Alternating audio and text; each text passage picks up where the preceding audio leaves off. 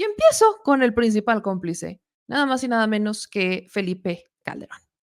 Felipe Calderón dio varias declaraciones, pero creo que la más emblemática es la que le da a Loret de Mola, porque en la sentencia que le da a Loret de Mola, dice Felipe Calderón, o más bien de la entrevista que le da a Loret, dice Felipe Calderón que él se haría responsable de lo que le toca el día en que condenaran y sentenciaran a García Luna.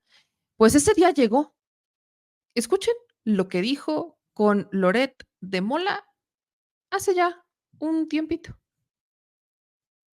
No tenía yo en 2005, 2006, cuando decidí nombrarlo, por ser entonces un funcionario pues, prominente, ¿no?, en la Administración de Justicia en México. ¿Podemos esperar de Felipe Calderón una disculpa pública si termina siendo condenado en Estados Unidos García Luna? Vamos a ver, yo no quisiera especular, Carlos, y además a mí me parece muy importante, no solo el tema del principio de presunción de inocencia, lo que sí es cierto, y describo ahí en el libro de Decisiones Difíciles, es que si es condenado por las cosas que se le acusa, por supuesto que yo lo considero una verdadera traición y una deslealtad, y ahí asumiré mi parte de responsabilidad de haberlo nombrado. Pero también creo que todo el mundo tiene que ser juzgado conforme a derecho, ¿no? Y también quiero respetar mucho a sus hijos, que están muy seguros de que su padre es inocente, y me parece una injusticia condenarlo antes de que un juez lo condene, ¿no? No tenía yo en 2005, 2006, cuando decidí nombrarlo, por ser entonces un funcionario pues, prominente, ¿no?, en la Administración de Justicia en México. ¿Podemos esperar de Felipe Calderón una disculpa pública si termina siendo condenado en Estados Unidos García Luna? Vamos a ver, yo no quisiera especular, Carlos, y además a mí me parece muy... Ahí está lo que dijo en su momento Felipe Calderón, ¿no? Que no quisiera especular. Es cuando estaba en este tour de medios hablando de las decisiones difíciles. Que además le pirateó el título que fue a Hillary Clinton, ¿no? A un libro de Hillary Clinton. Le pirateó el título. Si no, recuérdenme si fue a Hillary Clinton, pero creo que le pirateó el título a ella. Decisiones difíciles. Bueno, está en este tour de medios Felipe Calderón y ahí dice que, que se va a esperar a la que lo sentencien, que lo condenen, que su familia cree en su inocencia, que entonces él asumirá lo que le toca por haberlo nombrado secretario de Seguridad, pero que lo tomaría como una verdadera traición. Recuerdo y repito lo que dijo en su momento Roberta Jacobson en el 2020, cuando la entrevista Proceso. Roberta Jacobson era la embajadora de Estados Unidos en México.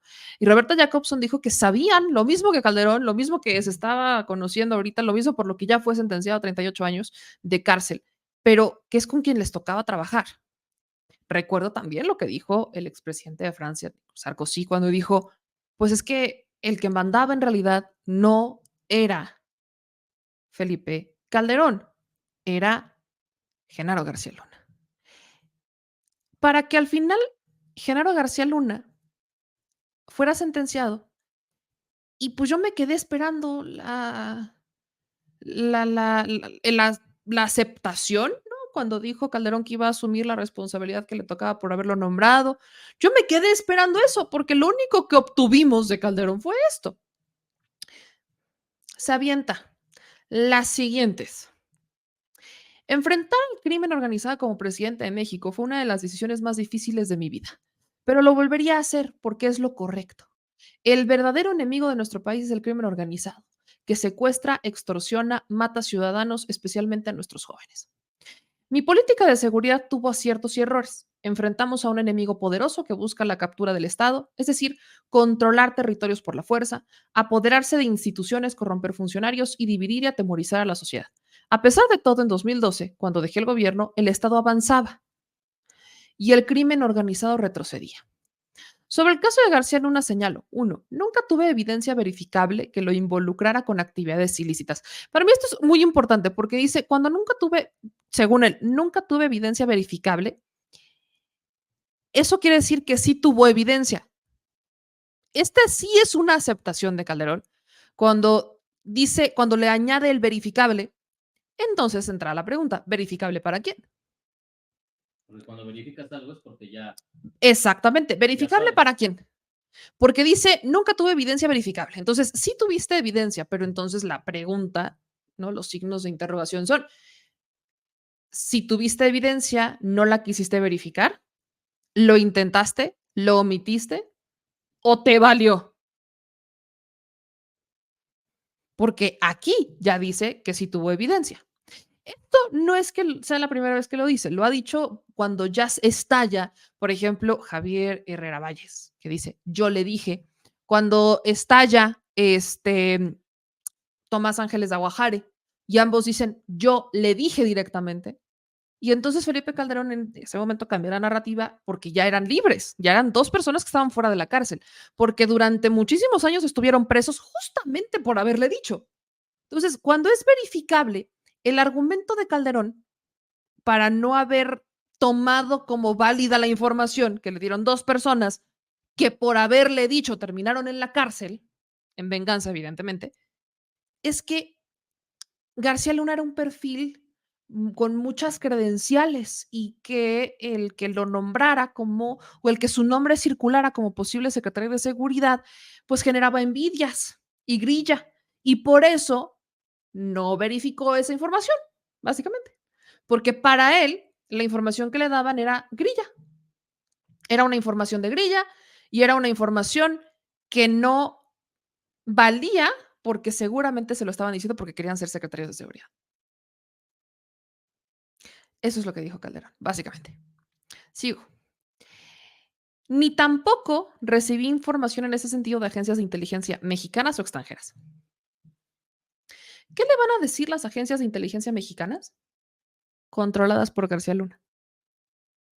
Sí, ya me imagino a las agencias de inteligencia mexicanas en su momento, controladas por la red de García Luna, diciéndole, es que fíjese que sí, aquí García Luna se le ve que tiene reuniones y que es prácticamente está encabezando no solamente la nómina del cártel de Sinaloa, sino que les facilita la entrega o la distribución de drogas a Estados Unidos. ¿No? Ya me imagino a los integrantes de la red de García Luna entregándoles esa información.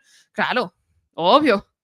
Sí, seguro. Y más después de lo que pasó con Tomás Ángeles Aguajari y con Javier Herrera Valle, seguramente, ¿no? Dice, no he tenido acceso a las evidencias ni a los testimonios que se presentaron en el juicio, pero soy hombre de leyes y respeto la acción de los tribunales. Asumo que han actuado conforme a su leal saber y entender. Por lo mismo, soy partidario de quien infrinja la ley debe asumir las consecuencias de sus actos. Aquí empieza la lavadera de manos. La lucha por la seguridad de los mexicanos, que no era responsabilidad de una sola persona, sino de todo un equipo de gobierno, que combatió al crimen con toda la fuerza del Estado. Y sigue la lavadera de manos. Dice, en este caso, no demerita la lucha valiente que dieron miles de mujeres y hombres defender a México de su verdadero enemigo, el crimen organizado, aún a riesgo de su propia vida. Este tuit, esta justificación de Calderón particularmente es cuando uno dice, no te pases de lanza. Mandó a muchísima gente al matadero y sin fusil. Eso sí también lo hizo Calderón. Y no solamente es que la estrategia dependiera de una persona. No, no, no. El problema es que quien encabezó la estrategia de todo el equipo hoy está sentenciado a 38 años de cárcel por complicidad con el crimen organizado, o sea, por narcotráfico. El líder de ese equipo era García Luna. Entonces, cuando dice que no solamente la seguridad o esa estrategia dependió de una persona, sino de todo un equipo, se le olvida o graciosamente omite el que fue el líder del equipo, porque no es como que hubieran detenido al secretario de Desarrollo Rural. Detuvieron y sentenciaron por narcotráfico al secretario de Seguridad de su gobierno, al que tenía acceso a todas las herramientas de inteligencia, al que tenía acceso a todas las herramientas de seguridad, al que tenía acceso control de las aduanas, al que al final del día tenía el poder para manipular, abrir, cerrar puertas, detener o mentir, o sea, es decir, hacer montajes para detener a personas inocentes y que los verdaderos culpables estuvieran en las calles. Porque eso también hizo García Luna, experto en montajes, y también lo sabe muy bien Loret de Mola. Entonces, Calderón usa mucho la labia, mucho texto, para lavarse las manos y omite lo que es verdaderamente importante, además de no cumplir lo que le dijo a Loret de Mola, entre otros medios. Sigo.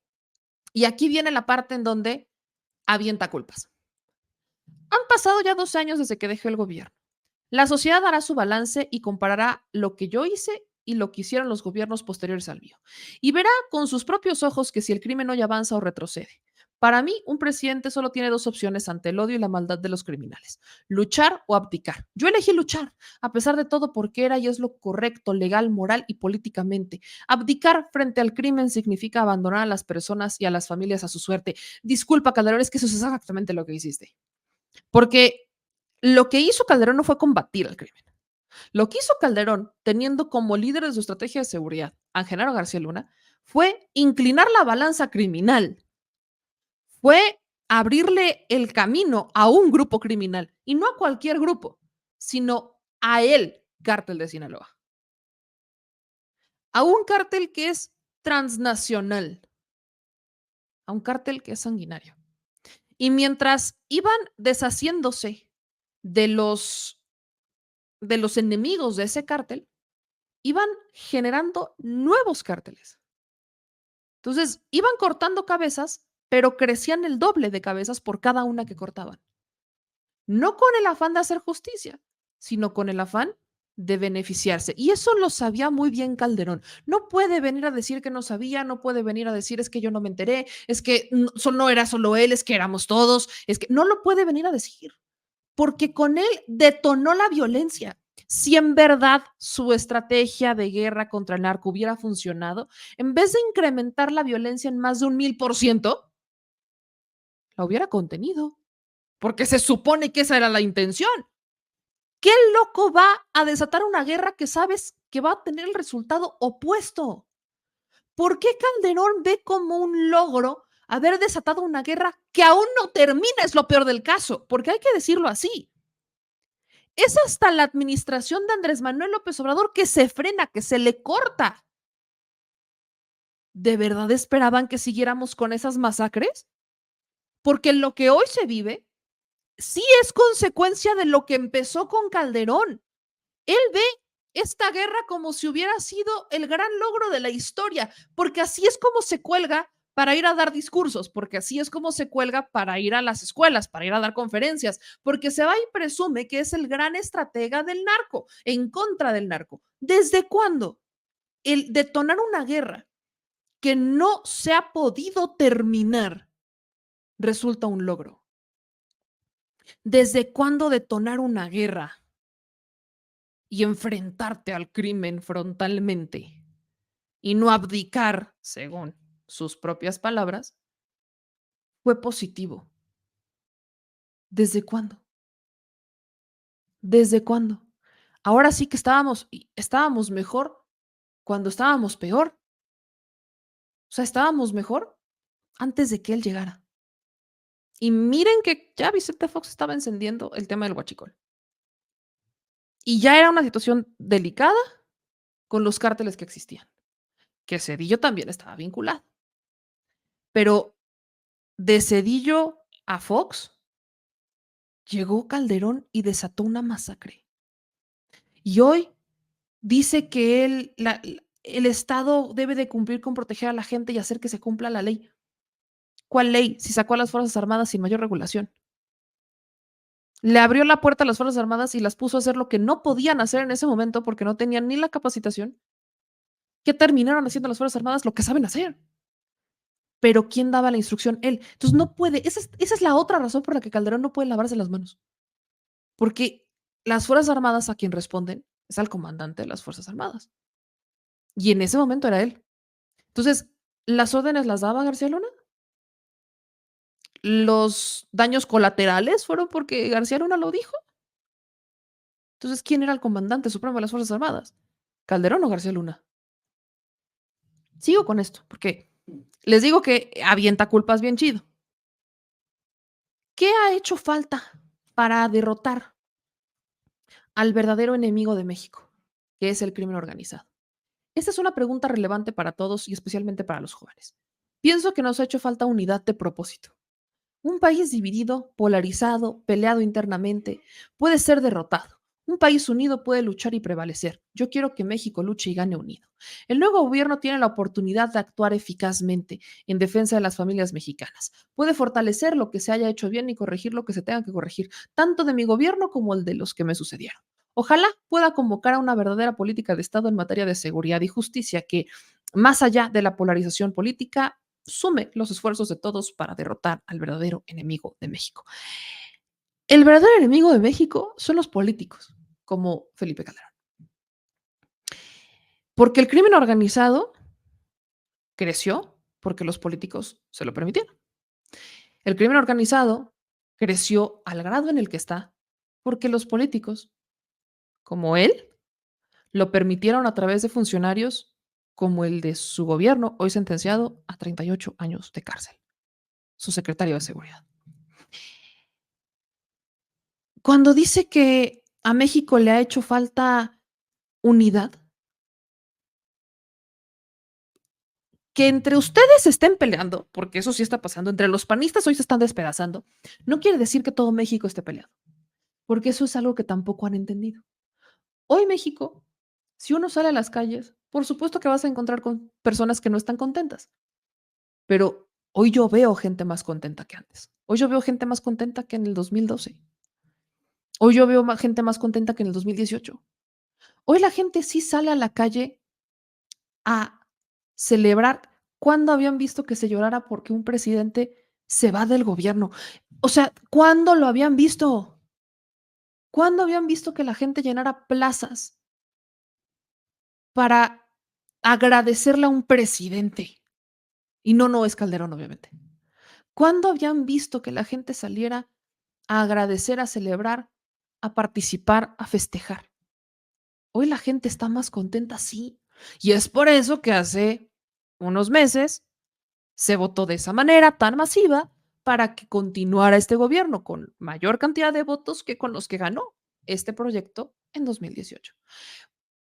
Que entre panistas se estén agarrando a cocotazos, que entre panistas se estén agarrando a sartenazos, que entre políticos de oposición, que entre el famoso círculo rojo se estén agarrando a sartenazos, cocolazos, que se estén dando hasta con la cubeta, esté ocurriendo, no quiere decir que todo México está así. Que hoy escuchen opiniones que no les gustan, no quiere decir que México esté polarizado, quiere decir que hoy el micrófono ya no lo monopolizan. El que hoy escuchen nuevas voces en los medios de comunicación que ya no son las mismas a las que ustedes les pagaron para que se callaran históricamente y que no dijeran lo que en verdad pasaba en sus gobiernos, no quiere decir que hoy la gente esté ignorante o que la gente hoy esté enojada o que no. En realidad hoy la gente está mucho más informada que antes. Si nosotros hubiéramos tenido esta información o la dinámica de información que tenemos en este momento en la administración de Calderón, ni de broma hubiera ganado Peña. Y ni de broma Calderón se hubiera mantenido en el gobierno. Aunque no hubiéramos tenido la herramienta de revocación de mandato, hubiera tenido que salir huyendo. Porque la gente habría visto y no normalizado lo que se hizo en su gobierno. Pero los medios fueron cómplices. Entonces, lo que Felipe Calderón tiene que entender, que yo sé que no lo entienden o no lo quieren aceptar públicamente porque es aceptar una derrota que no les conviene, Calderón dejaría de dar discursos y dejaría de dar congresos y bueno, imagínense ustedes, pobrecito, nos va a salir como Vicente Fox a decir que no tiene ni frijoles para comer, seguramente. Lo que les hace falta ver es que lo que ellos viven, lo que el Círculo Rojo vive, lo que las minorías a las que ellos representan quieren, no es la voluntad de la mayoría.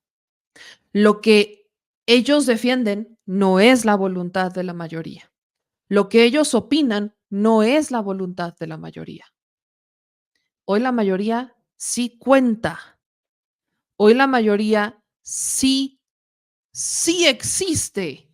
Porque antes nada más utilizaban al pueblo para que fueran mayoría con los votos, pero gobernaban para la minoría que solo opinaba en los medios de comunicación.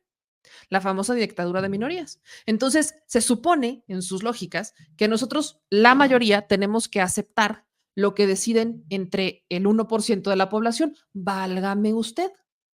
Qué bonito. ¿Por?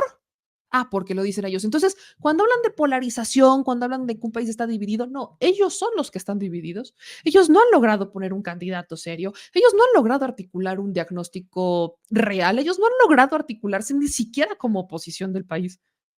Y mientras no lo hagan, las mayorías seguirán siendo representadas por, hasta este momento, el único proyecto político que les está dando voz y que les está haciendo caso.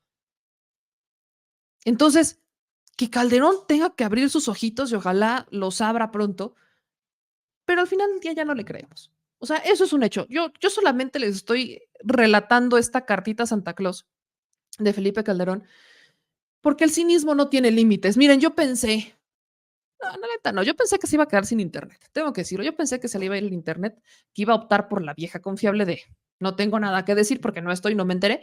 Se me fue el internet, yo ando de viaje, pero o sea, creo que también era lógico que no era algo por lo que podía, no era algo evadir, ¿no? Era inevitable que dijera algo.